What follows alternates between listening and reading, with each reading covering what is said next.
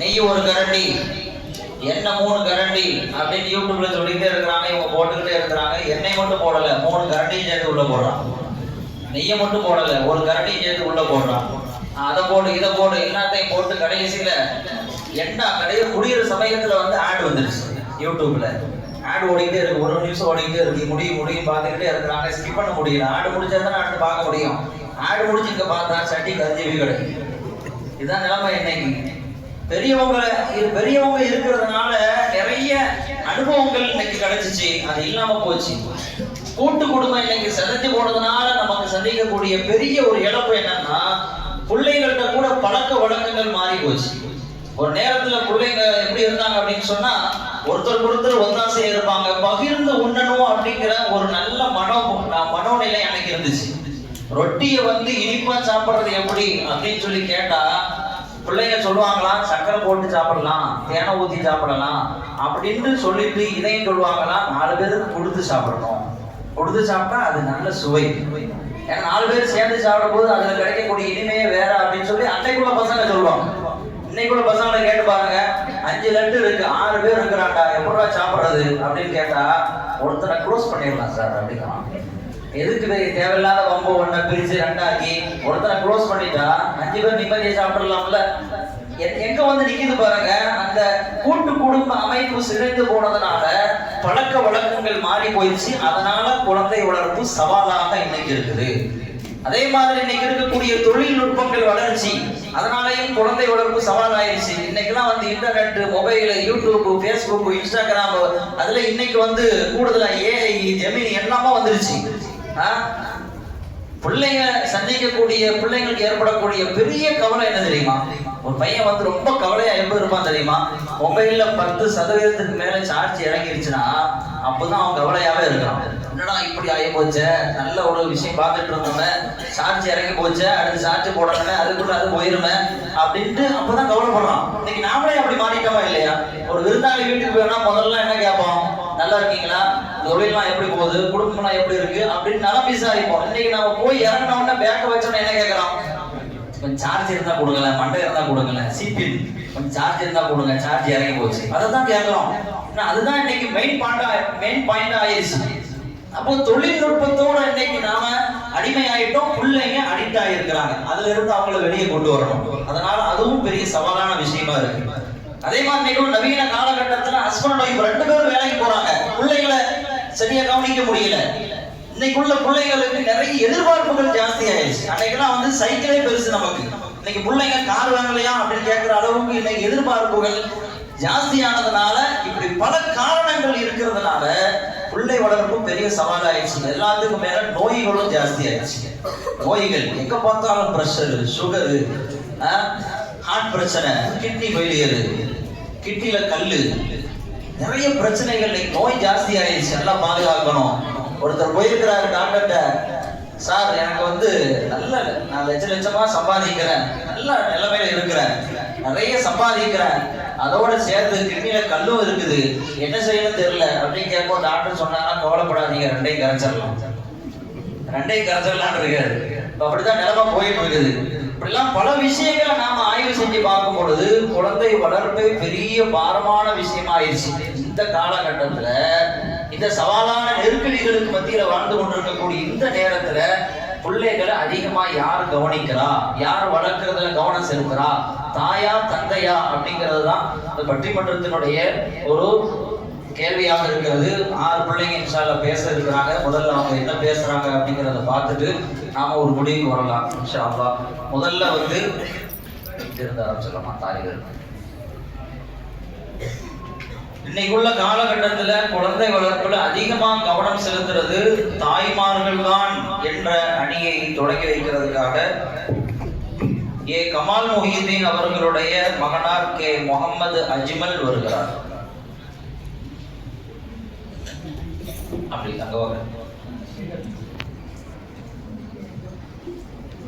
அஸ்ஸலாமு அலைக்கும் வரஹ்மத்துல்லாஹி வபரகாத்துஹு. வலைக்கும் அஸ்ஸலாம் வரஹ்மத்துல்லாஹி வபரகாத்துஹு. எல்லா புகழும் அல்லாஹ் ஒருவனுக்கே சொந்தம். ஸலாத்துல் ஸலாமும் நாயகம் ஸல்லல்லாஹு அலைஹி வஸல்லம் அன்னவரின் மீதும், அன்னாரின் குடும்பத்தார்கள், தோழர்கள், உலக முஸ்லிம்கள் நம் அனைவரின் மீதும் என்றும் நின்று நிலவட்டுமாக. ஆமீன். நடுவர்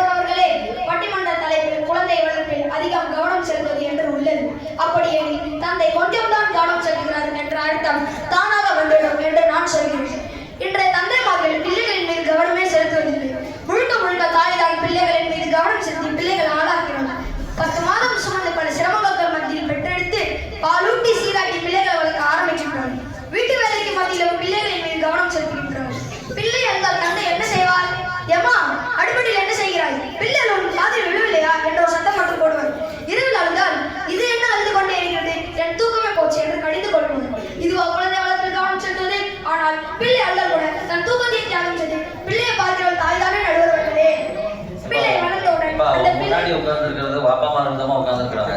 நீ பார்த்து பேசு. பிள்ளை வளர்த்தவுடன் அந்த பிள்ளை நல்லொழுக்கத்தை கற்றுக்கொள்ள வேண்டி மதரசாவுக்கு அனுப்பிவிட்டு வீடு வந்ததும் பிள்ளை உலக கல்வி தேர்ச்சி பெற வேண்டி பள்ளிக்கூடம் அனுப்பிவிட்டு வீடு வர சற்று தாமதமானதும் பதறிப்போய் வெளியே நின்று பிள்ளை வருகிறதா என்று எதிர்பார்த்து கொண்டிருப்பவர் தாய். எங்கே சொல்லுங்க பார்க்கலாம். எத்தனை தலைவர்கள் பிள்ளைகளை மதரசாவுக்கு அனுப்பியிருக்கிறார்கள், எத்தனை தலைவர்கள் பிள்ளைகளை பள்ளிக்கூடம் அனுப்பியிருக்கிறார்கள் என்று உங்களால் சொல்ல முடியாது.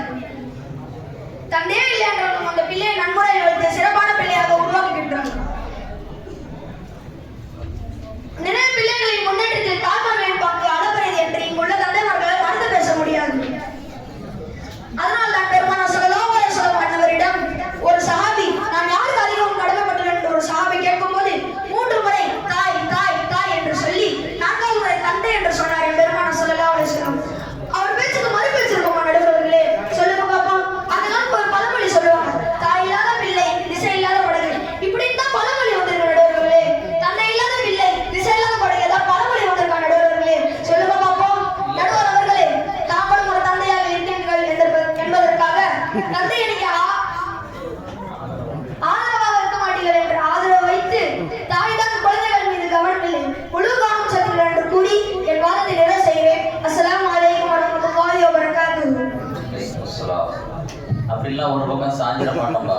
நான் தந்தையா இருந்தாலும் நான் ஒரு தாய்க்கு பிள்ளை தானே, அதனால அதையும் கவனிக்க தானே செய்யணும். அதனால நான் தந்தை பிள்ளைக்கு தகப்பா அப்படிங்கிறதுனால ஒரு அடிக்கு சாஞ்சிட மாட்டேன். அல்ஹம்துலில்லாஹ் தம்பி நல்ல அழகா பேசினாரு. பிள்ளைக்கு ஏதாவது உடம்பு சரியில்லை அப்படின்னு சொன்னா நைட்டு முழுக்க கண் முழிக்கிறது யாரு? தகப்பானா கண் முழிக்கிறாரு. ஹாஸ்பிட்டலுக்கு கூட்டு போய் மருந்து மாத்திரை வாங்கி கொடுக்கறதோடு அவருடைய பணி முடிஞ்சிடும். அதுக்கு பிறகு அவர் தூங்கிடுவார். நைட்டு முழுக்க கண்டுபிடிச்சு பிள்ளைங்களை பாதுகாக்கிறது யாரு? தாய்மார்கள் தானே. பிள்ளைக்கு ஏதாவது ஒரு சளி பிடிச்சிருச்சு, ஒரு காய்ச்சல் வந்துருச்சு அப்படின்னா அந்த பிள்ளைக்கு சரியான வரைக்கும் தாய்மார்கள் வந்து தூக்கம் வராது. பார்த்துருக்கீங்களா? தூங்கவே மாட்டாங்க. இரவு முழுக்க வந்து பிள்ளைங்களை பார்த்துக்கிட்டே இருப்பாங்க. திடுப்பு கொஞ்சம் லேசா தூங்கினா கூட மறுபடியும் திடுக்குன்னு எஞ்சி பார்ப்பாங்க. புள்ள ஒழுங்கா தூங்குதா, இருமுதா, சளி இருக்குதா, எது ஃபீவர் இருக்குதா அப்படின்னு தொட்டு தொட்டு பார்ப்பாங்க. இந்த மாதிரிலாம் வந்து நம்மளால இருக்க முடியாது. அது தாய்மார்கள் மட்டுமே இன்னைக்கு செய்யறாங்க அப்படின்னு சொன்னார். அந்த மாதிரி மதரசாங்க பிள்ளைங்களை வந்து அனுப்புறதுல ஆர்வம் காட்டுறது யாரு? தாய்மார்கள் தான் ஆர்வம் காட்டுறாங்க. நாம பாடின வேலை ஜோலி அப்படின்னு சொல்லி போயிடுவோம். பிள்ளைங்களை வந்து மதரசாங்க அனுப்பி அவங்க நல்ல விஷயங்களை கத்துக்கணும் அப்படின்னு சொல்லி அதில் ஆர்வம் காட்டுறது, ஈடுபாடு காட்டுறது, அவங்க வர்றதுக்கு காரணமா இருக்கிறது தாய்மார்கள் தானே. அப்படி இருக்கிற பொழுது தாய்மார்கள் தானே குழந்தை வளர்க்கறதுல ரொம்ப கவனமா இருக்கிறாங்க அப்படின்னு சொல்லி ரொம்ப அழகா பேசியிருக்கிறாரு. இன்ஷா அல்லாஹ் அதற்கு பதில் கொடுக்கணும். ஏன் தாய் மட்டும் தான் அப்படி இருக்கிறாங்களா, தந்தைமார்கள் என்ன எதையும் கவனிக்கிறது இல்லையா, கண்டுக்கிறது இல்லையா அப்படின்ட்டு அதற்கு பதில் கொடுக்கிறதுக்கு மௌலவி ஷாகுல் ஹமீது ஜமாலி அவர்களது மகனார் முகமது ஷஃபீக் வருகிறார். மௌலவியினுடைய மகனார், அதனால வந்து சிறப்பா பேசுவார். அஸ்ஸலாமு அலைக்கும் வரஹ்மத்துல்லாஹி வபரகாத்துஹு. எல்லா புகழும் அல்லாஹ்வுக்கே சொந்தம். ஸலாத்தும் ஸலாமும் கருணை நாயகம் ஸல்லல்லாஹு அலைஹி வஸல்லம் அன்னவர் மீதும் அன்னாரை கொண்ட உலக முஸ்லிம்கள் நம்ம அனைவர் மீதும் அல்லாஹ்வின் ரஹ்மத் என்றென்றும் நிலவட்டும். ஆமீன். நடுவர்களே, எதிரணி சகோதரர் கொஞ்சம் குழம்பு விட்டார் என்று நினைக்கிறேன். அதாவது பெண்களுக்கு ஒரு பழக்கம் உண்டு. ஒரு விஷயத்தை அவர்கள் சாதிக்கணும் என்றால் அதுக்கு எமோஷனை வைத்து சாதிச்சிடுவார்கள். இப்ப அந்த சகோதரர் இப்படிதான் பேசிட்டு போயிருக்காரு. அதனால நடுவர் கொஞ்சம் எமோஷன் ஆயிட்டாங்க போல. சுருக்கமாக அந்த சகோதரர் பேசியது என்னவென்றால், அதிக பாசம் வைத்திருப்பது தாய் தான் என்று பேசிட்டு போயிருக்கார்கள். தாய் தான் பாலூட்டி சீராட்டி இரவு தூங்காமல் பிள்ளைகளை பாதுகாக்கணும் என்கிறார்கள். அதெல்லாம் சரிதான். ஆனால் பிள்ளைகளை எப்படி வளர்க்க வேண்டும் என்பது இன்னும் தாய்மார்கள் தெரியவில்லையே. பாசத்தை காட்டி காட்டி வீணாக்கி இந்த தாய்மார்கள் தான். ஒரு பிள்ளை நல்லொழுக்கம் உள்ள பிள்ளையாக வளர வேண்டும் என்றால் அந்த பிள்ளைக்கு பாசம் மன்னிப்பு இரண்டுமே முக்கியம். ஆனால் பாசத்தை மட்டும் காட்டுபவர் தாய், பாசத்தை மறைத்து கண்டிப்பவர் தந்தை, தந்தை கண்டிப்பவர் வாழ்ந்த எத்தனை பிள்ளைகள் சமுதாயத்தில் சிறந்த பிள்ளையாக உருவாக்கின்றனர். இன்னும் பெற்றோர்களை மதிக்கின்றனர். காலை வேலை சென்று இதுதான் வீடு திரும்புகின்றோம். ஆனால் நாங்கள் வெளியே சென்று பொருளாதார நீட்டினால்தான் பிள்ளைகளின் ஒழுக்கத்தை மேம்படுத்தும் மார்க்க கல்வியும் கிடைக்கும், அறிவு வளர்ச்சிக்கு தேவையான உலக கல்வியும் கிடைக்கும். ஒரு நேரத்தில் தாய்மார்கள் ஒழுவுடன் தலையை மறைத்து பிஸ்மில்லா சொல்லி பாராட்டினார்கள், தாலாட்டு பாடினார்கள். இன்று இப்போது தாய்மார்கள் மொபைல் போனை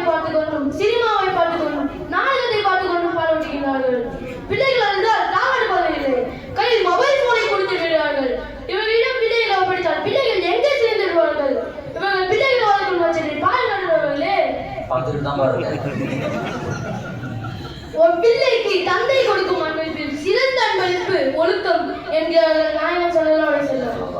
நாயகம் ஸல்லல்லாஹு அலைஹி வஸல்லம் அவர்கள் தந்தையை முன்னிறுத்தி செல்ல காரணம்தான் அவர்கள் ஒழுக்கத்தை கொடுக்க முடியும், அவர்கள் தான் பிள்ளைகளை சரியான முறையில் வளர்க்க முடியும் என்பதற்காக. பிள்ளைகளின் உடல் வளர்ப்புதான் தாய், ஒழுக்கத்தை தந்தை வளர்ப்பதுதான் தந்தை. தந்தை தந்தையே என்று சொல்லி என் வார்த்தையை நிறைவு செய்கின்றேன். அஸ்ஸலாமு அலைக்கும் வரஹ்மத்துல்லாஹி வபரகாத்துஹு. அல்ஹம்துலில்லாஹ். முகமது ஷஃபீக் தாயே என்ற தந்தையே என்ற அணிக்கு மிக சிறப்பான முறையில் தன்னுடைய வாதத்தை முன்வைத்தார். அதில் அவர் முக்கியமாக சுட்டி காட்டின ஒரு விஷயத்தை நீங்கள் கவனிச்சிருப்பீங்கன்னு நினைக்கிறேன். தாய்மார்கள் பிள்ளை வளர்க்குறாங்க, அது சரிதான். ஆனால் முறையாக வளர்க்குறாங்களா, சரியாக வளர்க்குறாங்களா, சரியாக பால் ஊட்டுறது கூட அவங்க வந்து ஒழுங்காக கொடுக்கறது இல்லையே. ஒரு நேரங்கள்லாம் வந்து தாய்மார்கள் எப்படி பிள்ளைக்கு பால் ஊட்டினாங்க, ஒழுவு செய்யாமல் பால் ஊட்ட மாட்டாங்க, ஒழுவு செஞ்சுட்டு பால் ஊட்டணும். நாம எப்படி குரான் ஓதுறதுக்கு ஒழுவு செய்வோமோ அந்த மாதிரி பிள்ளைக்கு பால் ஊட்டுறதுக்கும் ஒழுவு செய்வாங்க. பிஸ்மில்லா சொல்லாம அவங்க பால் ஊட்ட மாட்டாங்க, தலையில சீலை இல்லாம பால் ஊட்ட மாட்டாங்க. இவ்வளவு ஒழுக்கத்தோட குரான் ஓதிக்கிட்டே பால் ஊட்டுவாங்க. எவ்வளவு அற்புதமான ஒரு தாய்மார்கள் அன்னைக்கு இருந்தாங்க. ஒரு பெரிய ஒரு வரலாறு ஒண்ணு படிச்சிருக்கிற ஞாபகத்துக்கு வருது. ஒரு தாயிட்ட வந்து சொன்னாங்களாம், உங்க மகனார் போருக்கு போயிருக்கிறார்ல, தளபதியா போயிருக்கிறார்ல, வரும்போது அவர் படை தோத்து போச்சு, அவர் தோத்துட்டு வர்றாரு, அவர் பயந்து புறமுதலுக்காண்டி ஓடி வர்றாரு அப்படின்னு சொல்லி அந்த தாயார்கிட்ட அவருடைய மகனை பத்தி சொன்னாங்களாம். அவன் தாயார் சொன்னாங்களாம், நீங்க சொல்றது தவறானது, என் பையன் அந்த மாதிரி புறமுதலுக்காண்டி வர்றதுக்கு சான்ஸே இல்லை. ஏன்னா அப்படி வளர்க்கல என் பிள்ளைய வீரனாக வளர்த்திருக்கிற, எதையும் நல்ல முறையில எதிர்கொள்ளக்கூடிய தைரியசாலியாக என் பிள்ளைய வளர்த்திருக்கிற, அந்த மாதிரிலாம் வர்றதுக்கு வாய்ப்பு இல்லை அப்படின்னு சொல்லி சொன்னாங்களாம். அவன் சொன்ன மாதிரியே வந்த தகவல் தவறானது. அவர் வெற்றியோட தான் திரும்பி வந்திருக்கிறார். எப்படிமா இவ்வளவு உறுதியா சொன்னீங்க, போர்க்களத்துல அவன் பையன் புறமுதுகாண்டி ஓடி வர்றான் அப்படின்னு சொல்லும் பொழுது ரொம்ப கான்பிடண்டா சொன்னீங்களே, என் பையன் அந்த மாதிரிலாம் வர்றதுக்கு வாய்ப்பு இல்லை, அவர் வெற்றியோட தான் வருவாரு, அப்படியே வெற்றி இல்லைனாலும் தோத்து போனாலும் கூட அங்கிருந்து புறமுதுகாண்டி பயந்து ஓடுற அளவுக்கு என் பிள்ளை இல்லை அப்படின்னு சொல்லி எப்படி உறுதியா சொன்னீங்க அப்படின்னு கேட்கும்போது அந்த தாயார் சொன்னாங்களா, என் பிள்ளைய என்னைக்கும் நான் சின்ன பிள்ளையா பால் ஊட்டுற காலகட்டத்துல பிஸ்மில்லா சொல்லாம பால் ஊட்டினதே இல்லை, ஒழு இல்லாம பால் ஊட்டினதே இல்லை. அந்த மாதிரி ரொம்ப அழகான முறையில நான் தர்பியத்து கொடுத்து வளர்த்த காரணத்தினால என் புள்ள அந்த மாதிரி சரியத்திற்கு முரணான காரியங்கள்ல போறதுக்கு சான்ஸ் இல்லை அப்படின்னு சொல்லி உறுதியா சொன்னாங்களாம். இப்படி இப்போ இந்த மாதிரி தாய்மார்கள் இருக்கிறாங்களா? தாலாட்டி பால் ஊட்டுற தாய்மார்கள் இன்னைக்கு குறைஞ்சி போயிட்டாங்களே. மொபைல்ல பாட்டு தான் போட்டு விடுறாங்க, மொபைல்ல சாங்ஸ் ஓடுது, அதை பார்த்துக்குள்ள தூங்குது. அந்த மாதிரி தான் நடைமுறை இருக்குது. இப்படிப்பட்ட தாய்மார்கள் எப்படி சிறந்த முறையில பிள்ளைகளை உருவாக்கக்கூடியவங்களா இருப்பாங்க அப்படின்ட்டு காரசாரமா கேட்டார். கொஞ்ச நேரம் நானே பயந்துட்டேன். அவரு பேசுற அந்த துணியை வச்சு அடிச்சிருவாரோ அப்படிங்கிற அளவுக்கு ரொம்ப தைரியமா ரொம்ப ஆக்ரோஷமா பேசுறாரு. அல்லாஹ் தஆலா அவருக்கு நல்ல வாழ்வை வளமாக்கட்டும். அதற்கு முன்னால் பேசின சகோதரருக்கும் பையனுக்கும் அல்லாஹ் தஆலா சிறந்த எதிர்காலத்தை கொடுக்கட்டும். அடுத்த இன்ஷா அல்லாஹ் தாயே என்ற அணிக்கு வலு சேர்க்கிறதுக்காக ஷேக் மன்சூர் அவர்களுடைய மகனார் முர்ஷித் அகமது வருகிறார். அஸ்ஸலாமு அலைக்கும் வரஹ்மத்துல்லாஹி வபரகாத்துஹு.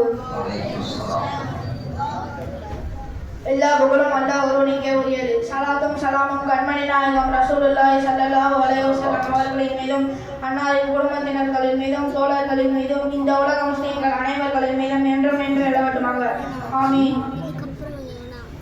தனது உயிரினம் குற்றம் என கருதி இந்த உலகிற்கு தனது பிள்ளையை அறிமுகப்படுத்தி வைக்கும் தாய் தனது பிள்ளையின் வளர்ப்பில் அதிகம் கவனம் செலுத்தாமல் இருப்பாளா நடுவர்களே? இவர்கள் வெறும் பொருளாதாரத்தை மட்டும்தான் சம்பாதித்து தருகிறார்கள். பிள்ளைகளுக்கு நல்லொழுக்கத்தையும் நற்போதைகளையும் தாய்மார்கள் தான் காட்டுகின்றார்கள். இன்று எத்தனையோ தந்தைமார்கள் வெளிநாடுகளுக்கு சென்று பொருளாதாரத்தை சம்பாதித்து தருகிறார்கள். அதன் விளைவு என்னவென்று தெரியுமா? பிள்ளைகளுக்கு தனது தகப்பன் யார் என்று தெரியாமல் போய்விடும் நிலை ஏற்பட்டுவிட்டது. தாய்மார்கள் வெறும் பாசத்தை மட்டும்தான் காட்டுபவர்கள் என்று பொய்யான தகவலை பரப்பாதீர் சகோதரரே. நான் என் தந்தையிடம் அடி வாங்கியதை விட என் தாயிடம் தான் அதிகம் அடி வாங்கியிருக்கிறேன் நடுவரே.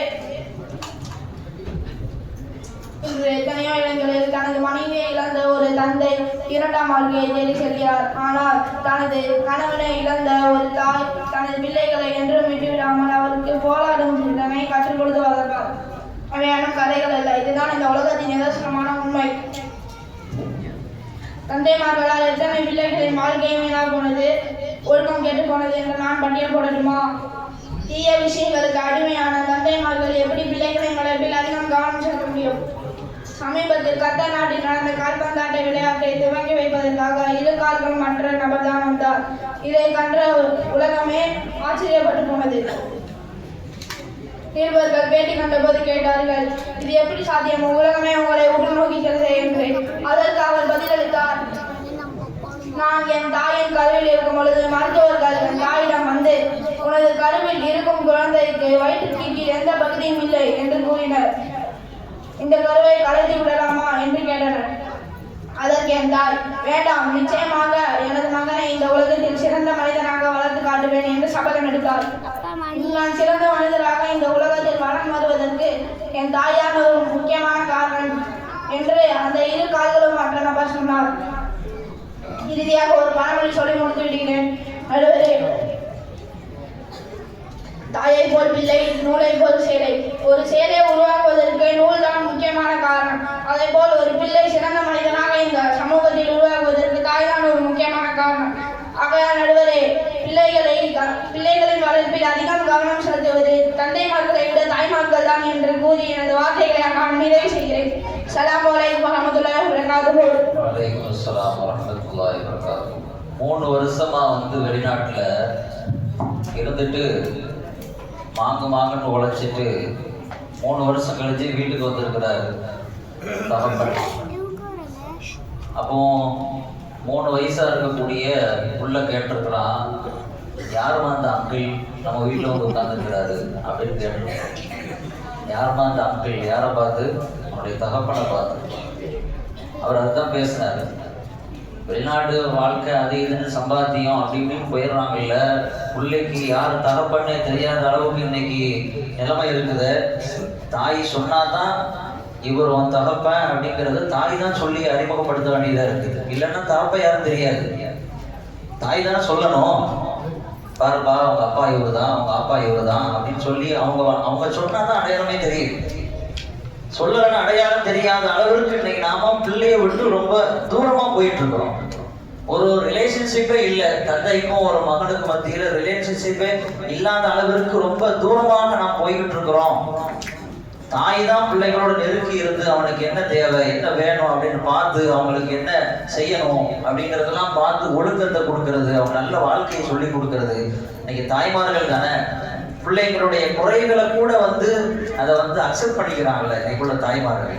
கால் இல்லாம பிறந்த அந்த பிள்ளைய கூட அது என் பிள்ளை, என் வயிற்றுல பிறந்த பிள்ளை, என் உயிர் அப்படின்னு சொல்லி குறையோடு பிறந்த குழந்தைகளை கூட தூக்கி வச்சு கொண்டாடுவது தாய்மார்கள் தானே அப்படின்னு சொல்லி ரொம்ப ஒரு சிந்திக்க வேண்டிய ஒரு செய்தியை அவர் பதிவு பண்ணியிருக்கிறாரு. அதனால தாய்மார்களுடைய அந்த அணிதான் கொஞ்சம் பலமா தெரியுது. அடுத்து வரவங்க என்ன பேசுறாங்கன்னு பார்ப்போம். தந்தைமார்களுடைய அணி அடுத்து பேசுறதுக்கு சிராஜுத்தீன் அவர்களது மகனார் ஷமீர் ஃபைஸ். தந்தை தான் குழந்தை வளர்ப்புல ரொம்ப சிறப்பா இருக்கிறாங்க அப்படின்ட்டு தன்னுடைய வாதத்தை வைக்கிறதுக்கு வர்றார். அஸ்ஸலாமு அலைக்கும் வரஹ்மத்துல்லாஹி வபரகாத்துஹு. சலாத்தும் சலாமும் கண்மணி நாயகம் ரசூலுல்லாஹி ஸல்லல்லாஹு அலைஹி வஸல்லம் அவர்களின் மீதும், அன்னாரின் குடும்பத்தார்கள், தோழர்கள், உலக முஸ்லிம்கள் அனைவர்களின் மீதும் என்றும் நின்ற நிலவட்டமாக ஆமீன். அந்த சகோதரர் எல்லா தந்தைகளும் தீய விஷயங்களுக்கு அடிமை என்று கூறிவிட்டார். இந்த விழா முடிஞ்சு எப்படி இருந்தாலும் நீங்கள் வீட்டுக்கு தானே போகணும், அங்கே உங்க தந்தை இருப்பாங்கல்ல, பாவம் என்ன செய்வது, எழுதி கொடுத்ததை அப்படியே பேசிட்டு போய்விட்டார். மாட்டிக்கிட்ட போ வரம்புல எண்ணெய் தேய்ச்சி வச்சிருப்பாரு உங்க அப்பா, சாத்தி பாருங்க. தாய்மார்கள் எதற்கு அடிமை என்று நான் சொல்லட்டுமா? மொபைல் போனுக்கும் சினிமாவிற்கும் அடிமையானவர்கள் தானே தாய்மார்கள். உங்க கணக்குப்படி தந்தை தான் காலையில் வெளியே சென்று இரவு திரும்புகின்றார்கள், அப்படியே வைத்துக்கணும். அப்படி என்றால் இப்போதுள்ள பிள்ளைகள் எப்படி கெட்டு போகின்றார்கள்? நான் சொல்லட்டுமா? தாய்மார்களை பார்த்துத்தான். தாய்மார்கள் வீட்டில் தொழுதிருந்தால் பிள்ளைகளும் தொழக்கூடியவர்களாக இருந்திருப்பார்கள். தாய்மார்கள் வீட்டில் குர்ஆன் ஓதினால் பிள்ளைகளும் குர்ஆன் ஓதுபவர்களாக இருந்திருப்பார்கள். ஆனால் தாய்மார்கள் போனை கதை என்று இருப்பதனால் பிள்ளைகளும் போனுக்கு அடிமையாகி போய்விட்டார்கள். இன்று பிள்ளைக்கு போனை கொடுத்து பழக்க மாட்டேன் யார்? தாய் தானே. இதுவும் ஒரு மறுக்க முடியாத ஒரு உண்மைதான். இன்று பிள்ளைகளை கைப்பிடித்து பள்ளிவாசலுக்கு அழைத்து செல்வது யார்? இன்று பிள்ளைகளுக்கு தர்ம சிந்தனையை புகட்டுவது யார்? தந்தை தானே. பிள்ளையையும் கிள்ளி விட்டு தொட்டிலையும் மாட்டுவது ஆணிவர்களின் தலை. தாய்மார்களே போனை பழக்கப்படுத்துவார்களாம், பிறகு தாய்மார்களே இதை கண்டிக்கவும் செய்வார்களாம். இது என்ன நியாயம்? சொல்லுங்க நடுவர் அவர்களே. எங்கப்பா கேட்கறது? அவங்களே வந்து தொட்டிலே ஆட்டுவாங்கன்னா பிள்ளையும் கிள்ளுவாங்கன்னா என்ன நியாயம் இது?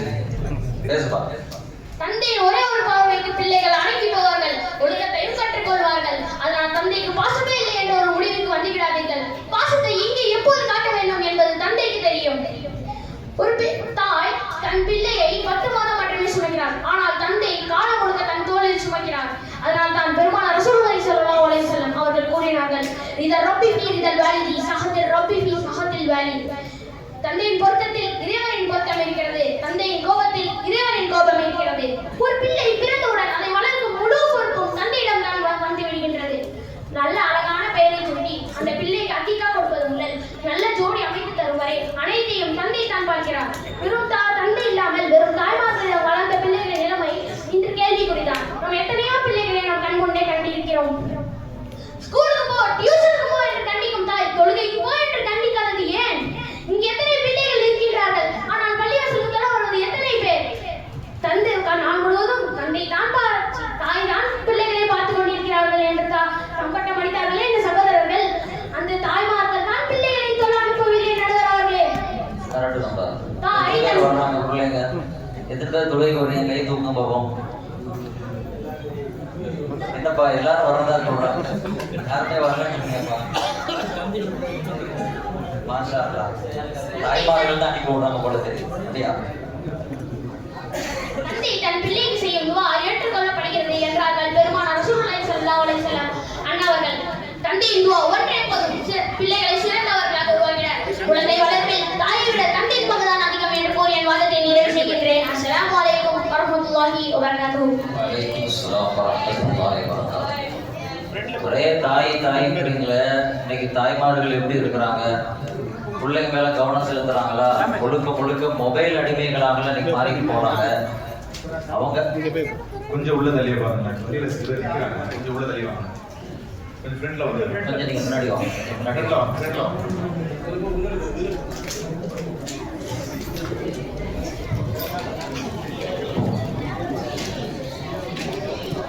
தாய்மார்கள் வந்து முழுக்க மொபைலுக்கு அடிமையாகிட்டு போறாங்க. பிள்ளைகளை எங்க கவனிக்கிறாங்க? இன்னைக்கு வந்து பிள்ளைங்களை வந்து தாயெல்லாம் வளர்க்கறது இல்லை, மொபைல் போன் தான் வளர்க்குது. மொபைல் போனை பார்த்து தான் வளருது. பிள்ளைக்கு சேர்ந்து அந்த அடிமைத்தனத்தை ஏற்படுத்திடுறாங்க அப்படின்னு சொன்னார். அது யதார்த்தமான நிதர்சனமான உண்மை. பிள்ளைங்க இன்னைக்கு மொபைலுக்கு நமக்கு தெரியாம அடிக்ட் ஆகிட்டு இருக்கிறாங்க. நமக்கு தெரியறது இல்லை. கொஞ்ச நேரம் தானே, கொஞ்ச நேரம் பார்க்கறதுல என்ன வந்துட போகுது அப்படின்னு சொல்லி நம்ம கையில கொடுத்துட்றோம். அது எவ்வளவு பெரிய விளைவை ஏற்படுத்துது.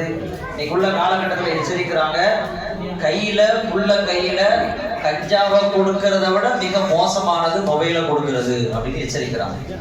கஞ்சா எவ்வளவு டேஞ்சரானதோ அதை விட 10 மடங்கு டேஞ்சரானதா மொபைல் போனை வந்து பிள்ளைங்க பயன்படுத்துறது. இன்னைக்கு நம்ம அதை விளக்குறது இல்லையே, அந்த டேஞ்சரை புரியுறது இல்லையே, பிள்ளைங்களுக்கு ஈஸியா கொடுத்துடுறோமே.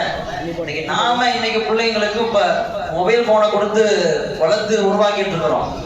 மொபைல் போனுக்கு அதற்கு அதுல தொடர்பு இருக்கக்கூடிய நிறைய பேர் மொபைல் போனை பிள்ளைக்கு கொடுக்கறது இல்லை தெரியுமா? இன்னைக்கு ஒரு செய்தி கேட்டேன். ஐபோனுக்கு நிறுவனர், ஐபோனுடைய அந்த கம்பெனி நிறுவனத்தை வந்து ஒரு கேள்வி கேட்டாங்களா, இந்த மாதிரி ஐபோனை கண்டுபிடிச்சிருக்கிறீங்க, அதை உலகம் முழுக்க டிஸ்ட்ரிபியூட் பண்றீங்க, உங்க பிள்ளைங்க வந்து போனை யூஸ் பண்றாங்களா அப்படின்னு கேட்டிருக்காங்க. அவர் வந்து சொல்லியிருக்கிறாரு, என் பையன் வந்து காலேஜ்ல படிக்கிறான், ஆனா என் பையன் வந்து போனை யூஸ் பண்ற அளவுக்கு பக்குவம் இன்னும் அவனுக்கு வரல, அதனால இன்னும் வரைக்கும் நான் போனை அவன் கையில கொடுக்கலன்னு சொல்லியிருக்கிறாரு. யாருக்குங்க? காலேஜ் படிக்கிற பையனுக்கு ஐபோன் நிறுவனத்தினுடைய அந்த நிறுவனம் சொல்லியிருக்கிறாரு, என் பையனுக்கு இன்னும் போனை கொடுக்கறதுக்கான பக்குவம் வரல, நான் கொடுக்கலங்கிறாரு. இன்னைக்கு நாம 1 வயசுல 2 வயசுல பிள்ளைக்கு வந்து போனை கொடுத்து பழகிறவன், 1 வயசுல இன்னும் பேச்சே வரல, ஆனா போனை பார்த்தோம்னா இப்படிங்கிறான். பார்த்திருக்கீங்களா? பிள்ளைங்க நமக்கு கூட தெரியல, எங்க கையை வச்சு எங்க உள்ள போனா வந்து போட்டோ வரும், யூடியூப் உள்ள போகும். இன்னைக்குள்ள பிள்ளைங்க ரொம்ப தெளிவா இருக்கிறாங்க. அதுக்கெல்லாம் காரணம் என்ன? நாம தான் அவங்கள பழக்கிறோம், பிள்ளைங்களுக்கு அந்த விஷயத்தை கொடுக்குறோம். அப்போ தாய்மார்கள் வந்து சரியா இல்லை அப்படின்னு சொன்னாரு. அப்ப தந்தைமார்கள் வந்து பிள்ளைங்களை கவனிக்கிறது இல்லையா, அவங்க கவலைப்படுறது இல்லையா, அக்கறைப்படுறது இல்லையா அப்படின்னா ரொம்ப ஆக்ரோஷமா பேசினாரு. அவரு கரெக்டா தான் பேசினாரு. அதாவது தகப்பன்மார்கள் வந்து வெளிப்படையா பார்க்கும் பொழுது பிள்ளைங்களை வந்து கவனிக்காத மாதிரி தெரியும், பிள்ளைங்க மேல அக்கறை இல்லாத மாதிரி தெரியும். அவர் பாட்டுக்கு இங்கே வெளியே போவார் வருவார், பிள்ளைங்களை கவனிக்கிறது இல்லை அப்படின்னு நாம வேம்போக்க சொல்லிட முடியாது. உள்ளம் முழுக்க பிள்ளைகளை பத்தி உண்டான சிந்தனையிலே வாழக்கூடியவர் தகப்பனார். தாய் வந்து அந்த பாசத்தை வெளிப்படுத்துவா, ஆனா தகப்பன் வெளிப்படுத்த மாட்டான். ஆனா உள்ள முழுக்க அவனுடைய ஃபீலிங், அவனுடைய சிந்தனை எல்லாமே பிள்ளைங்களுடைய எதிர்காலத்தை பத்தி தான் இருக்கும். நைட்டு படுக்கிற நேரத்துல தாய்மார்கள் மிஞ்சி போனா என்ன யோசிப்பாங்க, கற்பனை பண்ணி பாருங்க. எல்லாம் ஃபேமிலியோட தானே வாழ்றோம். நைட்டு படுக்கிறதுக்கு முன்னால நம்ம வீட்டம்மா என்ன நினைப்பாங்க யோசிச்சு பாருங்க. நாளைக்கு காலையில என்ன செய்யலாம், நாளைக்கு 7 மணிக்கு ஸ்கூலுக்கு அனுப்பணுங்க, நாளைக்கு பொங்கல் செய்யலாமா, அல்லது இட்லி செய்யலாமா, தோசை செய்யலாமா, அல்லது வேற ஏதாவது கடையில வாங்கி கொடுத்துடலாமா அப்படிதான் யோசிப்பான். லஞ்சுக்கு என்ன செய்யலாம், மீன் செய்யலாமா, கறி செய்யலாமா, அல்லது பருப்பு வச்சு அனுப்பி விட்டுடலாமா, ஏதாவது பிரிஞ்சு வாங்கி அனுப்பி விட்டுடலாம், அதுதான் யோசிப்பாங்க. ஆனா ஒரு தகப்பன் வந்து உள்ளத்துல என்ன யோசிப்பான் தெரியுமா? பிள்ளைங்களுக்கு வந்து அடுத்து இயர் ஸ்டார்ட் ஆகும் போது பிள்ளைங்களுக்கு வந்து ஃபீஸ் கட்டணுமே, அந்த கரண்ட் இருக்குதா, இந்த கரண்ட் இருக்குதா, பிள்ளைங்க வளர்ந்துக்கிட்டே வருது, அவங்களுக்கு கட்டி கொடுக்கணுங்க. இதுதான் ஒவ்வொரு நாளும் தகப்பன் தன்னுடைய மண்டையில ஏற்றி பிள்ளைங்களுடைய எதிர்காலத்தை பத்தியே சிந்திச்சுட்டு இருப்பான். ஆனா வெளியே தெரியாது, வெளியே சொல்ல மாட்டாங்க. ஆண்கள் தங்களுடைய ரணங்களை, வேதனைகளை, சிந்தனைகளை வெளியே சொல்லாம உள்ளுக்குள்ளேயே மறைச்சு வச்சிருப்பாங்க. அதனாலதான் இன்னைக்கு ஆண்களுக்கு ஹார்ட் அட்டாக் அதிகமா வருது, பெண்களுக்கு ஹார்ட் அட்டாக் வருது. ஆண்களுக்கு தான் அதிகமா ஹார்ட் அட்டாக். நல்லா பாதுகாக்கணும். ஏன்னா உள்ளம் முழுக்க ஒரே கவலை, ஒரே சிந்தனை, பிள்ளையோட எதிர்காலத்தை பத்தியே நினைச்சுக்கிட்டு இருக்கிறதுனால இன்னைக்கு ஆண்கள் வந்து அதிக அளவுல மனோநிலையில அவங்க மனசளவுல பாதிக்கப்படுறாங்க. அப்போ பிள்ளைங்க மேல தந்தைக்கு வந்து கவலை இல்லைன்னு சொல்ல முடியாது. அதிகமா கவலைப்படுறது தந்தை தான் அப்படின்னு சொல்லி ரொம்ப அழகான முறையில பேசிட்டு போயிருக்கிறாரு. அதற்கு பதில் கொடுக்கணும். தாயே என்ற அணியை நிறைவு செய்வதற்காக சகோதரர் தமீம் அன்சாரி அவர்களுடைய மகனார் முகமது அர்ஷத் வருகிறார்.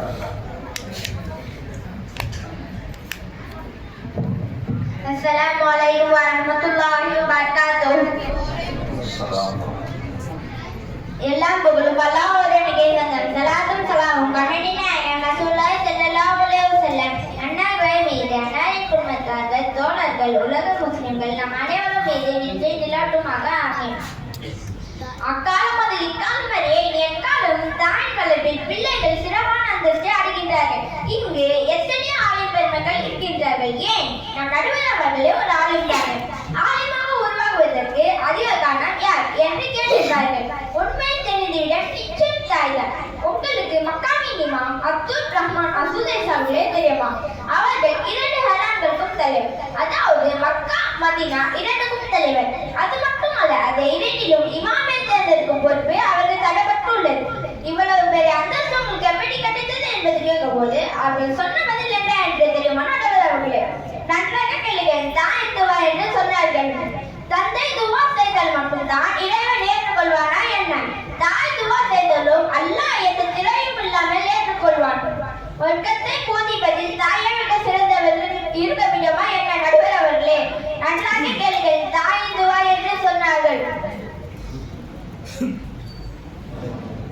பிள்ளைகளே ஒரே பாவல் கண்டிக்கின்றார்கள்.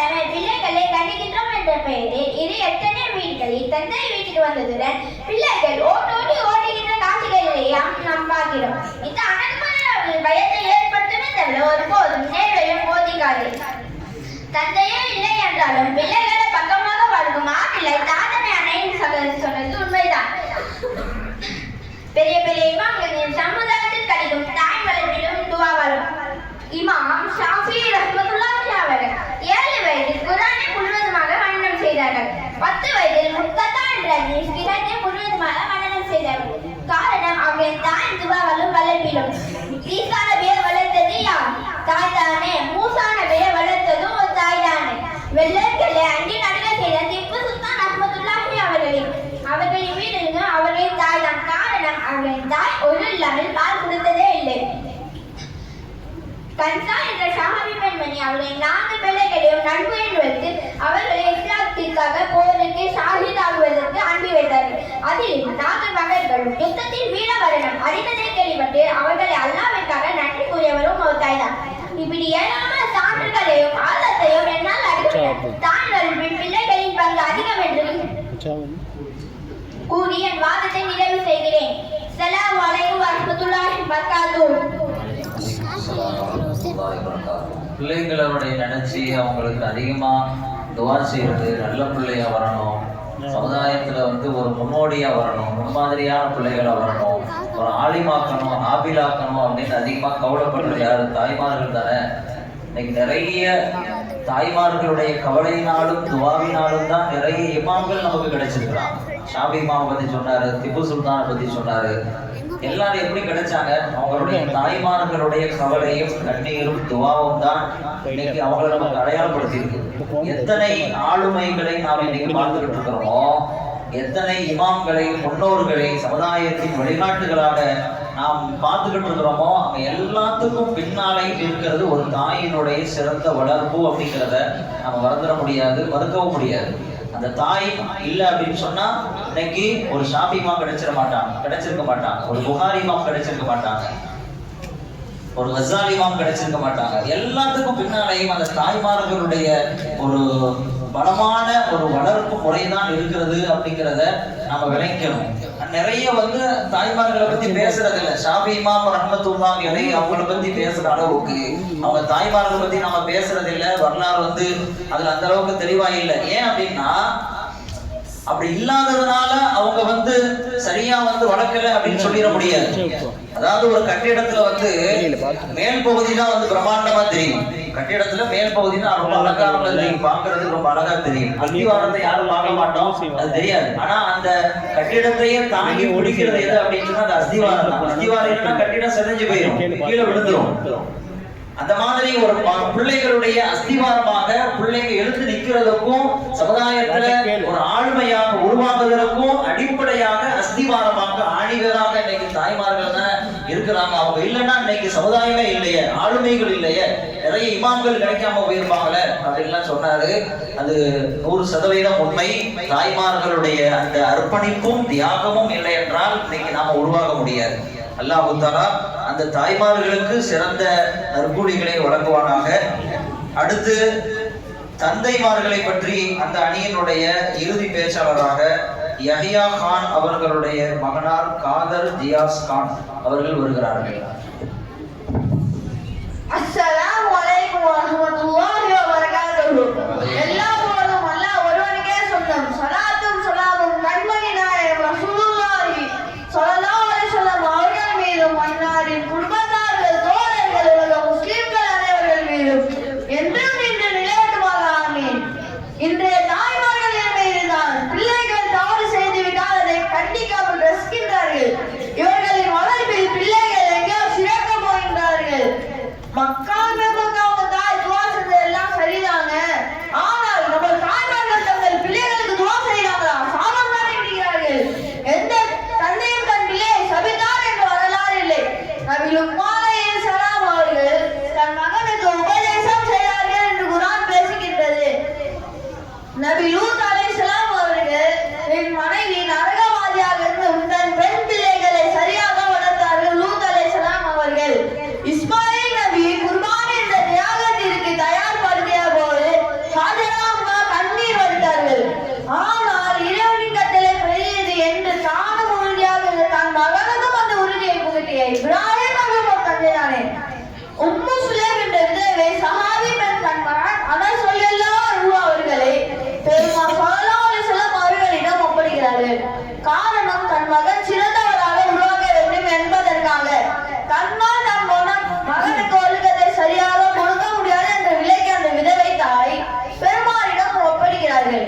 இங்கு பெருமாள் ஸல்லல்லாஹு அலைஹி வஸல்லம் அவர்கள் அனஸ் ஸல்லல்லாஹு அன்ஹு அவர்களுக்கு ஆன்மீக தந்தையாக விளக்கினார்கள். ஏன் சோழர்களுக்கு தலைமையான அன்னை ஃபாத்திமா ரலியல்லாஹு அன்ஹா அவர்களை வளர்த்து ஆளாக்கியவர்கள் யார்? நபி ஸல்லல்லாஹு அலைஹி வஸல்லம் என்ற அவர்களின் தந்தை தானே. இதைவிட தந்தை தான் பிள்ளைகளுக்கு நல்ல ஒழுக்கத்தை போதித்து வளர்ப்பதில் அதிக கவனம் செலுத்துபவர்கள் என்று தீர்ப்பு சொல்ல நடுவர் அவர்களுக்கு ஆதாரம் தேவையில்லை என்று கூறி என் வாதத்தை நான் நிறைவு செய்கிறேன். அஸ்ஸலாமு அலைக்கும் வரஹ்மத்துல்லாஹி வபரகாத்துஹு. அல்ஹம்துலில்லாஹ். பட்டிமன்றத்தினுடைய 6 பேச்சாளர்களும் மிகச் சிறப்பான முறையில் எதிர்பார்த்ததை விட மிக அற்புதமாக கொஞ்சம் விஷயங்களாக இருந்தாலும் ரொம்ப ஆணித்தரமான செய்திகளை அவங்க எடுத்து வச்சிருக்கிறாங்க. ஒரு பக்கம் தாய்மார்கள் தான் சிறப்பாக இருக்கிறாங்க அப்படின்னு சொல்லி 3 பேர் பேசியிருக்கிறாங்க. இன்னொரு பக்கம் இல்லை தகப்பன்மார்கள் தான் சிறப்பான முறையில் குழந்தைகளை வளர்க்குறாங்க அப்படின்னு சொல்லி அவங்க பேசியிருக்கிறாங்க. இப்போ நாம ஒரு முடிவுக்கு வரணும். யார் சரியான முறையில் இருக்கிறது, நாமளா அவங்களா, கீழ்த்தரமா மேல்தரமா அப்படிங்கிறத நாம முடிவு பண்ணணும். கீழ்த்தளத்துல நாம இருக்கிறோம், மேல்தளத்துல பெண்கள் இருக்கிறாங்க. யார் அதுல பெஸ்டா இருக்கிறாங்க, யார் மேல இருக்கிறாங்க அப்படிங்கிறத நாம இன்ஷா அல்லாஹ் பார்க்கணும். ஒரு பிள்ளைய பொறுத்த வரைக்கும் தாயும் ரொம்ப முக்கியம், தந்தையும் ரொம்ப முக்கியம். தாய் இல்லாமையும் ஒரு பிள்ளை இயங்கி போயிடும், தந்தை இல்லாமையும் ஒரு பிள்ளை இயங்கி போயிடும். ஒரு சகோதரர் ஒரு பையன் பேசும்போது கூட சொன்னாரு, தாய் தன் வயிற்றில் பிள்ளைய சுமப்பா, தகப்பன் தன்னுடைய உள்ளத்துல சுமப்பா அப்படின்னு சொன்னார். பார்த்தீங்களா? 2 பேருக்கும் பிள்ளைகள்ல ஒரு பங்களிப்பு இருக்குது. 2 பேரும் பிள்ளைகளை வளர்க்கிறாங்க, உருவாக்குறாங்க. தாயும் தந்தையும் பிள்ளைகளை பொறுத்தவரை 2 கண்களை போன்றவர்கள். 2 கண்ணும் ஒரு பிள்ளைக்கு ஒரு மனிதனுக்கு அவசியம். கண்ணு தான் ஒரு மனிதன் அடையாளப்படுத்தும். ஒரு போட்டோல கண்ணு மட்டும் இல்லைன்னு வைங்களேன், அது யாருன்னே அடையாளம் கண்டுக்க முடியாது. கண்ணு இருக்குது அப்படின்னா ஓரளவுக்கு நம்மளால ஐடென்டிஃபை பண்ணிக்க முடியும், இது இவருதான் அப்படின்னு சொல்லி. அந்த மாதிரி ஒரு பிள்ளைகளுக்கு கண்களை போன்று இருக்கிறார்கள். 2 கண்ணுமே அவசியம். எனக்கு இந்த ஒரு கண்ணு இருந்தா போதும், ரைட் கண்ணு மட்டும் இருந்தா போதும், லெஃப்ட் கண்ணு மட்டும் இருந்தா போதும் அப்படின்னு யாரும் ஒரு கண்ணு மட்டும் போதும்னு சொல்ல மாட்டோம். அல்லது ஒரு கண்ணு 2 கண்ணும் இருந்தாதான் முகத்துக்கு அழகே. 2 கண்ணுல எந்த கண்ணு போனாலும் முகத்துல அந்த அழகு குறைஞ்சிரும். இல்ல வலது கண்ணு மட்டும் இருந்தா நல்லா இருக்கும் அப்படின்னு சொல்ல முடியுமா? இடது கண்ணு மட்டும் இருந்தா நல்லா இருக்குன்னு சொல்ல முடியுமா? 2 கண்ணும் இருந்தாதான் அழகு. 2வது அல்லாஹ் எப்படி அமைச்சு வச்சிருக்கான்னு பாருங்க. 2 கண்ணு வச்சிருந்தாலும் 2 கண்ணுமே ஒரே டைரக்ஷனை தான் பார்க்கும். இங்க திரும்பினா அந்த 2 கண்ணுமே ஒரே இடத்த தான் பார்க்கும். இங்க திரும்பினா அந்த 2 கண்ணும் இந்த திசையை பார்க்கும். ஒரு கண்ணு ஒரு திசை, இன்னொரு கண்ணு இன்னொரு திசையும் பார்க்காது. நல்லா அப்படிதான் அமைச்சிருக்காரு. 2 கண்ணும் ஒரே திசையை தான் பார்க்கும், ஒரே விஷயத்தை தான் உள்நோக்கும். பிள்ளைகளுக்கு தாய்மார்களும் தந்தைமார்களும் 2 கண்களை போன்றவர்கள். 2 பேருமே முக்கியம். 2 பேருமே குழந்தைகளை அடையாளப்படுத்துகிறார்கள், ஆளாக்குகிறார்கள், உருவாக்குகிறார்கள். 2 பேரும் ஒரு ஆள் இல்லாட்டியும் பிள்ளைகளுடைய வளர்ப்புல அங்க மிஸ்டேக் வந்துடும். அமெரிக்கால இருக்கக்கூடிய ஒரு மனநல நிபுணர் அவர் சொல்றாரு, இந்த சிறார் குற்றவாளிகளுக்கு ஒரு பள்ளிக்கூடம் வச்சிருப்பாங்களா இல்லையா, சிறார் என்ன சொல்றாங்க அதுக்கு, விடுதி, சிறார் விடுதி. அங்க அவர் போயிருக்கிறார். அங்க போய் பார்த்தா கிட்டத்தட்ட ஒரு 230 பிள்ளைங்க இருந்திருக்கிறான். 230 சிறுவர்கள் ஸ்கூல்ல படிக்கிற காலகட்டத்துல அவங்க இடங்கள்ல பெரிய தவறுகள் செஞ்சு, கொலைகள் செஞ்சு, அந்த மாதிரியான பெரிய குற்றங்கள் செஞ்சு அன்னைக்கு அவங்க அந்த சிறார் விடுதியில அடைக்கப்பட்டிருக்கிறாங்க. அவர் அதை பார்த்துட்டு அந்த ஆய்வை சொல்றாரு, அந்த 230 பேர்ல சுமார் 20 அல்லது 25 பிள்ளைங்களுக்கு தான் தாயும் தகப்பனும் இருக்காங்க. மீதி 200 பேருக்கு ஒன்னும் தாய் இல்லை அல்லது தகப்பன் இல்லை, அது 2 பேருமே இல்லாம உறவினர்களாக வளர்க்கப்படுறாங்க. அதை வச்சு அவர் என்ன சொல்ல வர்றாரு தெரியுமா? இன்னைக்கு சிறுவர் விடுதிக்கு அவங்க பெரிய குற்றவாளிங்கிற ஒரு பெயரோட உள்ள உட்கார்ந்து இருக்கிறாங்கன்னா அதற்கு அடிப்படை காரணம் என்னன்னா, ஒண்ணு தாய் இல்லை அல்லது தகப்பன் இல்லை, அது 2 பேருமே இல்லை. தாயும் தகப்பனும் இல்லை என்றால் அல்லது 2 பேர்ல ஒருத்தர் இல்லாட்டியும் பிள்ளைங்களுடைய எதிர்காலம் கேள்விக்குறியாயிரும். அப்ப 2 பேருமே முக்கியம். 2 பேருமே பிள்ளைங்களை உருவாக்குறாங்க. யாரு பெஸ்டா இருக்கிறான்? குழந்தைக்கு இன்னைக்குள்ள காலகட்டத்துல கண்டிச்சு வளர்க்கணும். அவங்க ஸல்லல்லாஹு அலைஹி வஸல்லம் அவங்க ஒரு ஹதீஸ் சொன்னாங்க, எத்தனை பேர் அதை ஃபாலோ பண்றோம்னு தெரியல. அல்லிக்கு சௌத் ஹத்தா யராஹு அஹ்லுல் பைத். உங்க பிள்ளைங்க பாக்குற மாதிரி வீட்டுல ஒரு இடத்துல சாட்டையை தொங்க விடுங்கன்னா ஸல்லல்லாஹு அலைஹி வஸல்லம் பிள்ளை பாக்குற மாதிரி ஒரு சாட்டை, ஒரு கம்பு, எதையாவது ஒண்ணு, குச்சி ஏதாவது ஒண்ணு நீ அவன் கண்ணுல படுற மாதிரி வச்சுக்கோ. எதுக்கு தெரியுமா? அடிக்கிறதுக்குன்னு இல்ல, இன்னமும் அதவல்லவும் அதை பார்த்து அவன் பயப்படுவான். நம்ம ஏதாவது தப்பு பண்ணிட்டா நம்ம தாய் அடிப்பா, தகப்பன் கண்டிப்பா அப்படின்னு அந்த பயத்தோட அந்த அச்சத்தோட பிள்ளைங்க வளரும். அது அவங்களுக்கான ஒழுக்கத்திற்கான ஒரு வழிமுறை என்று ஸல்லல்லாஹு அலைஹி வஸல்லம் சொன்னாங்க. கண்டிப்பு இன்னைக்கு ரொம்ப முக்கியம். யார் கண்டிச்சு வளர்க்கிறா? இன்னைக்கு ஆண்கள் தான் கண்டிச்சு வளர்க்கிறாங்க, தகப்பன்மார்கள் தான் கண்டிச்சு வளர்க்கிறாங்க. கண்டிக்கிறது யார் அதிகமா? முருங்கையை வந்து ஒடிச்சு வளர்க்கணும், பிள்ளைய அடிச்சு வளர்க்கணும்னு சொல்லுவாங்க. இன்னைக்கு அதிகமா வந்து கண்டிச்சு வளர்க்கறது வந்து தந்தைமார்கள் தான் அதுல சரியா இருக்கிறாங்க அப்படிங்கறத நாம ஓரளவுக்கு சொல்ல முடியும். தாய்மார்களும் கண்டிக்கிறாங்க, அதிகமா அதுல வந்து கவனம் செலுத்துறது யார் அப்படின்னு சொன்னா தகப்பன்மார்கள் தான். ஏன்னா தாய்மார்கள் என்ன செஞ்சிருவாங்க அப்படின்னா பிள்ளைங்களுக்கு வந்து அவங்க செய்யக்கூடிய தப்புகளுக்கு சப்போர்ட் பண்ணிடுவாங்க. பிள்ளைங்க பண்ணக்கூடிய தப்புகளுக்கு அதிகமா சப்போர்ட் பண்றது யார் அப்படின்னா இவங்க தான். எடுத்து விட்டு ஜன்னலை உடைச்சிட்டு வந்துட்டான் பையன், அவரு அப்பா கூட்டு வந்திருக்கிறாரு, என்னமா புள்ள வளர்ந்துருக்கிற மனைவிட்ட, ஜன்னலை உடைச்சிட்டு வர்றான் பக்கத்து வீட்டு ஜன்னலை, இப்படியா புள்ள வளர்க்கறது, நீ என்ன வளர்க்குற, என்ன கவனிக்கிற அப்படின்னு கேட்கும் பொழுது அந்த அம்மா சொல்லிச்சான், என் பிள்ளைக்கு வந்து நல்ல எதிர்காலம் இருக்குது, என் பிள்ளைக்கு நல்ல ஃபியூச்சர் இருக்கு, அவன் வந்து எதிர்காலத்துல வந்து இந்தியன் அணிக்கு பவுலரா வருவான் அப்படின்னு சொல்லியிருக்கு. ஏன் உன் பிள்ளைக்கு ஃபியூச்சர் இருக்கு, அந்த வீட்டு ஜன்னலுக்கு ஃபியூச்சர் எல்லாம் ஆகி போச்சே அப்படின்னு அவர் கேட்டாராம். பிள்ளைங்க செய்யக்கூடிய தவறுகளை கூட சப்போர்ட் பண்ணி அதை ஊக்கப்படுத்தக்கூடிய காரியத்தை தாய்மார்கள் செய்யறாங்க. நிறைய செல்லம் கொடுக்குறாங்க, எதை கேட்டாலும் வாங்கி கொடுத்துறாங்க தாய்மார்கள். தகப்பன்மார்கள் அப்படி செய்ய மாட்டாங்க. கேட்டேன்னா இது வேணுமா இல்லையா, இது செட் ஆகுமா செட் ஆகாதா அப்படின்னு யோசிச்சு அப்புறம் தான் வாங்கி கொடுப்பாங்க. சில நேரங்களில் முடியாதுன்னு சொல்லிடுவாங்க. ஆனா அம்மா அம்மாக்கள் என்ன செஞ்சிருவாங்க, கேட்டதெல்லாம் வாங்கி கொடுத்துருவாங்க. இது கேட்டதெல்லாம் வாங்கி கொடுத்து அதிகமா செல்லம் கொடுக்கறது எங்க கொண்டு போய் நிறுத்தும் தெரியுமா? நம்ம ரொம்ப ஆழமா சிந்திக்கணும். அதிகமா செல்லம் கொடுத்து கேட்கறதெல்லாம் வாங்கி கொடுக்கறதுனால இன்னைக்கு பிள்ளைங்க எங்க போய் நிக்கிறாங்க தெரியுமா? ஒரு எக்ஸாம்ல ஏதாவது ஒரு 10th அல்லது +2 ஃபெயில் ஆகும் போது தற்கொலை பண்றானா இல்லையா? இந்த தற்கொலை பண்றதுக்கு யார் காரணம்னா இந்த தாய்மார்கள் கொடுக்கக்கூடிய செல்லம் தான். ஏன்னா அவன் தோத்தே பழகல, லாஸாயே பழகல, எதை கேட்டாலும் கிடைச்சிரும், எது கேட்டாலும் அம்மா வாங்கி கொடுத்துருவாங்க. அப்ப அவன் ஜெயிச்சே பழகிட்டான், வெற்றி அடைஞ்சே பழகிட்டான். தோத்து பழகாததுனால திடீர்னு ஒரு தோல்வியை சந்திக்கும் பொழுது அவனால அதை ஃபேஸ் பண்ண முடியல, எதிர்கொள்ள முடியல. எப்படி நாம தலகாட்ட போறோம், எப்படி நம்ம ஃப்ரெண்ட்ஸ்மார்கள்ட்ட நம்ம முகம் காட்ட போறோம் அப்படின்னு தற்கொலைக்கு போயிடுறான். என்ன காரணம்? அவனுக்கு நாம தோல்வின்னா என்னன்னு கற்றுக் கொடுக்கறது இல்ல, நஷ்டம்னா என்னன்னு சொல்லி கொடுக்கறது இல்ல, வீட்டினுடைய கவலை என்னன்னு பிள்ளைங்களுக்கு நாம சொல்லி கொடுக்கறது இல்ல. அதனால ஏற்பட்ட விளைவும் பிள்ளைங்க வந்து மோசமான முடிவுக்கு போயிடறான். நல்லா பாதுகாக்கணும். அப்போ தாய்மார்கள் செல்லம் கொடுக்கறாங்க, தந்தைமார்கள் வந்து கண்டிச்சு வளர்க்கறாங்க. அதுல தந்தைமார்கள் பெஸ்டா இருக்கிறாங்க. அதே மாதிரி பிள்ளைங்களுக்கு தைரியத்தையும் தன்னம்பிக்கையும் யார் கொடுக்கிறது? தகப்பன்மார்கள் தான் கொடுக்குறாங்க. இன்னைக்கு ஒரு ரிசர்ச் சொல்லுது, தந்தைமார்களுடைய அரவணைப்பில் எந்த பிள்ளைங்க இருக்கிறாங்களோ அவங்க 80%, 18 இல்ல 80% வந்து தன்னம்பிக்கை உள்ளவங்களா வளர்றாங்க. சீக்கிரமா எதையும் முடிவெடுத்துறாங்க, தோல்வியில இருந்து சீக்கிரம் மீண்டு வந்துடுறாங்க. யாரு? தகப்பன்மார்களுடைய அரவணைப்பில் இருக்கக்கூடிய பிள்ளைங்க அப்படி இருக்கிறாங்கிறாங்க. தோல்வி அடைஞ்சா டக்குனு எஞ்சி நிக்க தெரியணுமா இல்லையா? அப்படி எஞ்சி நிக்கிறது யாரு அப்படின்னா தந்தைமார்களுடைய அரவணைப்புல இருக்கக்கூடிய பிள்ளைங்க தான் எஞ்சி நிக்கிறாங்க அப்படிங்கிறாங்க. இடையில கூட ஒரு பையன் பேசும்போது சொன்னாரு, தாய்மார்கள் ஒரே எமோஷனலா வந்து அவங்க பிள்ளைங்களை ஹேண்டில் பண்றாங்க. எமோஷனல், கீழே விழுந்துட்டாங்கன்னா ஐயோ கீழே விழுந்துட்டாங்க, என்ன ஆச்சோ ஏதாச்சோ, கால் அடிபட்டுடுச்சோ, கால் எலும்பு முறிஞ்சிடுச்சோ, இந்த இளவெடுத்தவன் இங்க வந்து இந்த திண்டை கட்டி வச்சுட்டானே, இந்த படியை கட்டி வச்சுட்டானே அப்படின்னு கண்ணாவனை திட்டுவாங்க. எமோஷனலா மட்டுமே பார்ப்பாங்க. ஆனா ஒரு தந்தை என்ன செய்வார் தெரியுமா? டேய் எஞ்சிரா, கீழே விழுந்துட்டு உட்காந்து அழுதுட்டு இருக்கிற பொம்பளை பொண்ண மாதிரி எஞ்சி அப்படின்ட்டு கீழே விழுந்தவனை எழுந்து நிக்கிறதுக்கான பயிற்சியை கொடுப்பாரு. கீழே விழுறது யதார்த்தம் தான், அது வந்து சாதாரணமா எல்லாருக்கும் நிகழ்றது தான். ஆனா விழுந்துட்டு அப்படியே படுக்க கூடாது, எஞ்சி நிக்கணும்.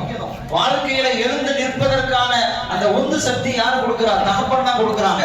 அப்போ தன்னம்பிக்கையை கொடுக்கிறது ஒரு தகப்பன், தைரியத்தை கொடுக்கிறது ஒரு தகப்பன், வாழ்க்கையை சொல்லி கொடுக்கிறது ஒரு தகப்பன், அவனை சீர்திருத்துவது ஒரு தகப்பன். எல்லா வகையிலையும் தகப்பன் வந்து ரொம்ப பெஸ்டா இருக்கிறாங்க. நமக்கெல்லாம் ஒரு சிரிப்பு வருது, கீழ்த்தளம் ஜெயிச்சிருப்போம் அப்படின்ட்டு. கிரவுண்ட் ஃப்ளோர் என்னைக்குமே வந்து பாக்குறதுக்கு ரொம்ப அதுதான் பார்வையா இருக்கும். கிரவுண்ட் ஃப்ளோர் தான் முதல்ல உள்ள வர்றோம், ரெண்டாவது மேல போவோம். அதனால முதல்ல கிரவுண்ட் ஃப்ளோர்ல முடிச்சிடலாம். அப்போ எல்லாரும் முகத்திலேயே ஒரு சிரிப்பு வருது, அல்ஹம்துலில்லாஹ் நம்ம சரியான முறையில் இருக்கிறோம் அப்படின்னு சொல்லி. தாய்மார்கள் அவங்களுடைய சாபத்தை வாங்கிட்டு போயிடக்கூடாதுன்னா அதனால அவங்கள பத்தி பேசி ஆகணும்ல. தாய்மார்கள் எப்படி இருக்கிறாங்க இன்னைக்கு பிள்ளைகளுடைய விஷயத்துல? 2-3 விஷயத்தை சொன்னாவே தாய்மார்கள் எப்படி இருக்கிறாங்க அப்படிங்கறத நாம விளங்கிக்கலாம். முதல் விஷயம் என்னன்னா, பிள்ளைங்களோட வந்து அப் டு டேட் அவங்கள வந்து A to Z இன்னைக்கு யாரு புரிஞ்சு வச்சிருக்கிறான்னா தாய்மார்கள் தான் புரிஞ்சு வச்சிருக்கிறாங்க. நமக்குலாம் ஒன்றும் தெரியாது. நமக்கு என்ன தெரியும்? மிஞ்சி போனா வந்து அவன் என்ன படிக்கிறான் அப்படின்னு கேட்டா கூட பதில் சொல்ல தெரியாது. எத்தனையோ பேருக்கு பிள்ளை என்ன படிக்கிறான் அப்படின்னு கேட்டா அவன் 3rd or 4th படிக்கிறான்னு நினைக்கிறேன் அப்படின்னு சொல்லுவான். தாய்மார்களை கேட்டு பாருங்க, அப்படியே வந்து புட்டுன்னு வைப்பாங்க. இந்த ஸ்கூல்ல படிக்கிறான், இந்த செக்ஷன்ல படிக்கிறான், இந்த கிளாஸ்ல படிக்கிறான், அவன் டீச்சர் பேர் இது, அவன் சார் பேர் இது, எல்லாத்தையும் கரெக்டா சொல்லுவாங்க. பிள்ளைகளை அதிகமான முறையில அறிந்து வச்சிருக்கிறது, அவங்கள வந்து முழுசா உள்வாங்கி இருக்கிறது தாய்மார்கள் தான். பிள்ளைக்கு ஏதாவது உடம்பு சரியில்லைன்னா தாய்மார்கள் தான் ஹாஸ்பிட்டல் கூட்டு போவாங்க, கூட்டு போகணும். நம்மளை கூட்டு போச்சோம்னா என்ன ஆகும் தெரியுமா? டாக்டர் கேட்பாரு, பிள்ளைக்கு என்ன தெரியாது, பிள்ளைகிட்ட தான் கேட்போம், என்னப்பா உனக்கு அப்படின்னு நாம அவர்கிட்ட கேட்போம். எனக்கு காய்ச்சல் சார் அப்படிங்குவான்.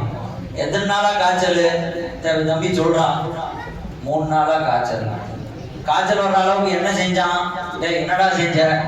எல்லாம் அவனுக்கு தான். நீங்க சார் வெளியே போய் உட்காருங்க, இவனுக்கு கரெக்டான ஒரு ட்ரீட்மெண்ட் அனுப்பி ஊசி போட்டு மாத்திரை கொடுத்து அனுப்பிடுற, நீங்க கூட்டு போங்க அப்படின்னு சார் சொல்லிடுவாரு. பிள்ளைய பத்தி ஒண்ணும் தெரியாது. தாய்மார்கள்ட்ட கேட்டா எல்லாம் கரெக்டா சொல்லுவாங்க. பிள்ளைங்க என்ன செய்யறாங்க, அவங்க கேரக்டர் என்ன, அவங்க எப்போ எந்த மாதிரி இருப்பாங்க அப்படின்னு தெரிஞ்சுக்கிட்டா தானே சரியான முறை வழி நடத்த முடியும். நாம இன்னைக்கு பிள்ளைங்க என்ன செய்யறாங்கன்னே தெரியறது இல்லையே. நம்ம கவனம், நம்மளுடைய வேலை எல்லாமே வெளியே இருக்கிறதுனால பிள்ளைங்க மேல கவனம் செலுத்த முடிகிறது இல்ல. தாய்மார்கள் அதுல கரெக்டா இருக்கிறாங்க. பிள்ளைகளை அவங்க தான் சரியா உருவாக்குறாங்க. 2வது, பிள்ளைகள் மீது அர்ப்பணிப்பு குணத்தோட இருக்கிறது யார்? அதிகமா வந்து தியானம் செய்யறது யார் அப்படின்னு சொன்னா தாய்மார்கள் தான். அதை மறுக்க முடியாது. ஒரே ஒரு எக்ஸாம்பிள் சொன்னா உங்களுக்கு விலகி இருப்பாருங்க. ஒரு மனைவி இறந்துட்டா, ஒரு ஆளுக்கு மனைவி இறந்துட்டா அடுத்து 1 வருஷத்துலயோ 2 வருஷத்துலயோ கல்யாணம் பண்ணிடுவாங்க. ஆண்கள் கல்யாணம் பண்ணிடுவாங்க. பிள்ளைங்க இருந்தாலுமே கல்யாணம் பண்ணுவாங்க. ஆனா தாய்மார்கள் பாருங்க, கணவன் இறந்துட்டா அடுத்து இன்னொரு வாழ்க்கைக்குள்ள போகணும் அப்படிங்கிற ஒரு எண்ணமே வராது. ஏன்னா அவங்களுடைய மென்டாலிட்டி ஃபுல்லாவே பிள்ளைங்க எதிர்காலத்தை பத்தி இருக்கும். நாம இன்னொரு வாழ்க்கையில தேர்வு செஞ்சு போயிட்டா இந்த பிள்ளைங்க நாம என்ன ஆகும், இதுதான் யோசிப்பாங்க. பிள்ளைங்களுக்காகவே தன் வாழ்க்கையை அர்ப்பணிக்கக்கூடியவர்கள். அதனால ஆண்களை குறை சொல்ல நினைக்காதீங்க. ஆண்களுக்கு ஏன் அப்படி ஒரு நிலைமை வருதுன்னா, நம்மகிட்ட இருக்கக்கூடிய பலவீனம். ஒரு மனைவி இல்லாம ஒரு ஆணால் இருக்க முடியாது. மனைவி இல்லாம ஆணால் இருக்க முடியாது. ஆனால் ஒரு கணவன் துணை இல்லாமல் ஒரு பெண்ணால் வாழ முடியும், பெண்ணால் இருக்க முடியும். எத்தனை இடத்துல பாக்குறோம், கணவன் இறந்து போய் விட்டால் பிள்ளைகள், என் பிள்ளைக்காக நான் வாழ்வேன், என் பிள்ளைதான் எனக்கு முக்கியம் அப்படின்னு தன்னுடைய சுகத்தையும் தன்னுடைய வாழ்வையும் அர்ப்பணித்துக் கொண்டு பிள்ளைகளுக்காக வாழக்கூடிய எத்தனை தாய்மார்களை பார்த்து கொண்டு இருக்கிறோம். அப்ப அர்ப்பணிப்போடு வாழக்கூடியவர்கள் தாய்மார்கள் தான். இடையில பேசும்போது சொன்னார் பாத்தீங்களா, இரவுல எல்லாரும் உடம்பு சரியில்லை அப்படின்னு சொன்னா மாத்திரை மருந்து வாங்கி கொடுக்கிறதோட ஆண்களுடைய கடமை முடிஞ்சிடும். இரவு முழுக்க பிள்ளைகளுக்காக கவலைப்படுறது யாரு? தாய்மார்கள் தானே கவலைப்படுறாங்க. பிள்ளைக்கு என்ன வேணும் அப்படின்னு பார்த்து வாங்கி கொடுக்கிறது தான் ஆண்கள். ஆனா பிள்ளைக்கு எது செட் ஆகும் நினைச்சு பார்க்கறது தான் பெண்கள். என்ன வேணும், இவனுக்கு எதுக்கு என்ன தேவை அப்படின்னு பார்த்து வாங்கி கொடுத்துருவோம். ஆனா அது அவனுக்கு பொருந்துமா, செட் ஆகுமா, அவனுக்கு ஒத்து வருமா அப்படின்லாம் யோசிக்க மாட்டோம். புள்ள ஐஸ் கேட்கறான்னு வாங்கி கொடுத்து வீட்டுல வந்து திட்டு வாங்கிட்டு இருப்போம். உங்களுக்கு மண்டை கேட்டா இது சரியில்லையா, பிள்ளைக்கு ஐஸ் வாங்கி கொடுக்கல, யார் பாக்குறது? நைட்டு முழுக்க கண்ணு முடிக்கிற நான் தானே, நீங்க பாட்டு வாங்கி கொடுத்துட்டு போயிருவீங்க, பிள்ளை யாரு கவனிக்கிறது? கேட்கறாங்களா இல்லையா தாய்மார்கள்? நாம கேட்கறது வாங்கி கொடுத்துருவோம். அது செட் ஆகுமா அப்படின்னு யோசிக்க மாட்டான். ஆனா தாய்மார்கள் அதை பார்ப்பான், அவனுக்கு செட் ஆகுமா அப்படிங்கறத யோசிப்பாங்க. எது தேவை அப்படின்னு நாம பார்ப்போம், எது அவனுக்கு கரெக்டா இருக்கும் அப்படிங்கறத பார்த்து கொடுக்கக்கூடியவங்க தான் தாய்மார்கள். அப்போ 2 அணியுமே பேலன்ஸா தான் இருக்குது. கீழ்த்தளமும் பேலன்ஸா இருக்கு, ஃபர்ஸ்ட் ஃப்ளோரும் பேலன்ஸா இருக்குது. தாய்மார்களும் கரெக்டா இருக்கிறாங்க, தந்தைமார்களும் கரெக்டா இருக்கிறாங்க. இப்ப யார் பக்கம் தீர்ப்பு கொடுக்கிறது? இப்ப பிள்ளைகளை வச்சு நாம தீர்ப்பு கொடுக்கலாம். இன்னைக்கு ஒரு புள்ள வந்து அதிகமா வந்து யாரை சார்ந்து இருக்கு, யார் அதிகமா தேடுது? ஒரு தாய் வந்து வீட்டுல இருக்கிற அப்படின்னு சொன்னா, அம்மா எனக்கு அது வேணும், இது வேணும், எனக்கு அது வாங்கி கொடுங்க, இது வாங்கி கொடுங்க அப்படின்லாம் வந்து ஒரு பையன் கேட்பான். ஆனா தந்தைகிட்ட என்ன கேட்பான் தெரியுமா? அம்மா அம்மா எங்கம்மா, அம்மா எங்க? அம்மா இல்லைன்னா தகப்பட்ட வந்து ஒரு பிள்ளை கேட்கறது விஷயம் என்ன? அம்மா எங்க?